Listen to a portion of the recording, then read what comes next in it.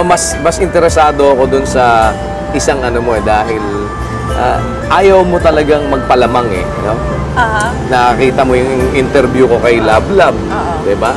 Ngayon naman, ikaw naman, ang ginawa mo naman, nakipag-dinner date ka naman. Siyempre naman, para patas laban. At ibang klase, ang tindi Ito, mukhang naghahanap ka ng trouble, naghahanap ka ng gulo, diba? Bakit? Bakit naman? Sana walang nanonood. Walang nanonood? Dahil mukhang parang, eto matindi. Parang yan yung napanood kong pelikula. Ano? Ano men, 20, ano ba yun? Yung lagi nakakalimutan niya, nakikipag-date siya. First date? First 20? Date? Ganon? Yun, diba? Parang ganon? Ang lupit. Usapang negosyo din kami rito. Usapang negosyo? Tips din. Usapang negosyo, tips. Parang kulang na lang maglagay ka ng candlelight at saka ng ng roses at saka maglagay ka ng orkestra sa tabi. Bandang dulo bandang dulo. Nag-orkestra ka? Hindi. Ganon? Hindi. Talaga? Binigyan niya ako ng mga Pinatikim tips ka? Pinatikim ako ng mga specialties ng kanyang Little Asia restaurant. Alam ko, nakakain ka na siya. Pero hindi ka naman sa Little Asia nag-interview Hindi, doon Pwedeng mag-date doon sa Little Asia. Oo nga, actually, pero initially doon... doon ka muna, umpisa. Pero saan kayo nag-date? Pero yun na hindi mo na pwedeng alamin. Kasi baka sumunod ka Sabi ko, trabaho ito. Diba? Trabaho. Sige. Papakita ko na sa'yo kung paano ako nagtrabaho. Classmate, trabaho tayo, Classmate, Alam mo, pag nagtatrabaho, dapat hindi hinahaluan ng kabulastugan. Hindi ko hinahaluan lang yun. Color lang yun. Kulay pula, kulay pink. Okay. Okay, let's paint the... Sige. Panoorin natin si Charlemagne Lim habang habang nakikipag-date sa akin. Hindi, habang nagdi-dinner date kami. Hindi. Habang nagbibigay siya sa akin ng sana uli ang isda. At saka, sana uli ang isda. Para nung pinatikim niya sa akin yung mga special. Sana uli ang isda. Sa ilong. Charlemagne. Panoorin ka na namin nga. Kulit nito ayan, ano ba? Ay, sobrang busy ng araw ko. Gabi na ako. Ayan. Oras ba?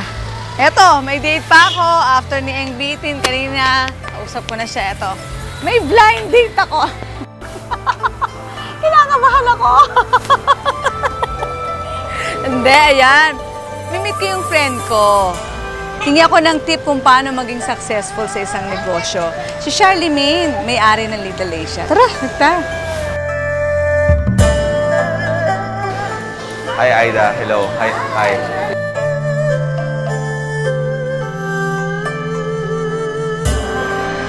Thank you. Where do you want to sit? Ikaw bahala. Sige, dito na ako. Ayun, yun. Beans? Yes. Isa pa yun order ko. Yes. Sa tuwing nagagawi nga ako rito sa Tomas Morato, talagang one of my favorite restaurants ang Little Asia. Naimbitahan ako for dinner ng may-ari nito na si Charlemagne Lim, kaya't nabigyan ako ng pagkakataon na makausap siya. Ang tinaguriang Mr. Little Asia's Prince. Pero may dad naman, galing China. Okay. Yeah. Pero dito na sila nag-meet. Dito na sila nag-meet. Pero my dad came here nung mga tingin ko, high school siya or college na And then you stay na for good. For good na. I have one brother and one sister. So, ako yung eldest. Okay. And then my brother, siya yung kusinero namin. Siya yung nagluluto. Talaga? Yes. He's my younger brother. I'm 1 year older than him. Tapos yung... Parang siya yung chef? Yes, parang okay. gano'n. Tapos, pero nagluluto rin ako. Siya yung kasama ko sa food development with our cooks. Marami kami mga cooks Tulong-tulong mga cooks. And then yung brother ko, me, nag-food tasting kami. Iluluto siya. Titikman ko kung okay, kung anong kulang sa mga lasa, sasabihin ko sa kanya. Okay. Kung may nagluluto rin mga kusinero, tinatanong ko anong mga recipes or ingredients nilagay nila. Mag-a-add rin ako to improve the taste. Okay. Yun. Tapos I also have one sister. Yung sister ko, my younger sister, she's the youngest, no? Siya yung parang, she's my right hand. Siya yung parang overall in charge here, Siya yung operations manager namin. 25 taon si Charlemagne nang kanyang binuksan ng Little Asia. Hindi raw niya inakala na papatok ito sa publiko. I really started it with my partner. Talagang got nothing to do with my parents. Okay. So bagay parang nabasa ko to sa magazine. Thank you. As in, my mom, nakita ng mama ko yung restaurant after 1 year na ata kasi my mom is based in the States eh. Uwi niya tala, malaki pala yung restaurant mo Nagulat na lang siya. Okay, why Little Asia? Little Asia kasi, we have a lot of Asian cuisines eh. We have Chinese, Japanese, Vietnamese, Indian, Thai, Filipino. So, syempre, as we all know, Asia is the biggest continent, di ba? So, parang medyo humble na Little Asia. Parang a little of parang everything. Little Quiapo? Yeah, parang kasi pag when Little Quiapo, parang isang particular mga dish or isang style. Yes. Little Asia, parang little of everything. May Chinese food, may Japanese, may Vietnamese, may Indian. So, you mean, kung isa kang customer na parang, kunyari, isa kayong group, tapos yung isa gusto niya parang Japanese food. Gusto ko yung Japanese food. Feel kumain ng tempura. Isa naman Chinese, gusto kumain ng sweet and sour pork. Okay. Isa naman Japanese, gusto ng teriyaki. Isa naman Pinoy na Pinoy, gusto mag kumain ng gata. Lahat meron na kami dito. So, graduated? Wala, graduated lang with management, no? Sobrang, even my brother, hilig-hilig lang ng brother ko magluto. And then, naglakas loob kami mag-open ng restaurant is because of our crispy chicken. Without our crispy chicken, hindi kami open restaurant kasi wala kaming alam na luto eh. Recipe ng lolo ko yun. I owe that to my grandfather. So, dahil may Little Asia's crispy chicken kami, naglakas loob kami mag-open ng restaurant. Tapos, may mga kusinero kami, brother ko, ako, nagluluto-luto kami, nag-food development na kami.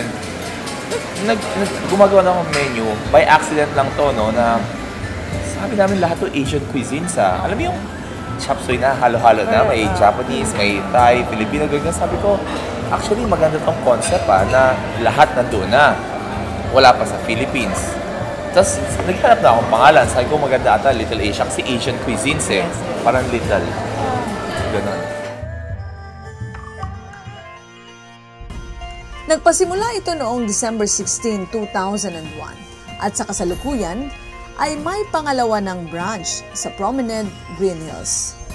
Alam niyo bang ang Little Asia ay tumatakbo ng walang manager at supervisor? Kunyari, day off niya o kaya yung isa naman nagkasakit. Kaya niya hindi mag-stop yung operation, hindi mag-stop na problema ka. Okay. You have to train them well. Would you believe na isang cook, one of my cooks dyan sa Tomas Morato, his name is Jesse, dating carpentero, nag-apply sa akin dito, naging dishwasher. Siya isa sa carpenters dito, nag-apply dishwasher. Naging dishwasher siya for 3 years. Would you believe, no? Since 2004, kusinero na namin siya. Natuto siya. Natuto na rin.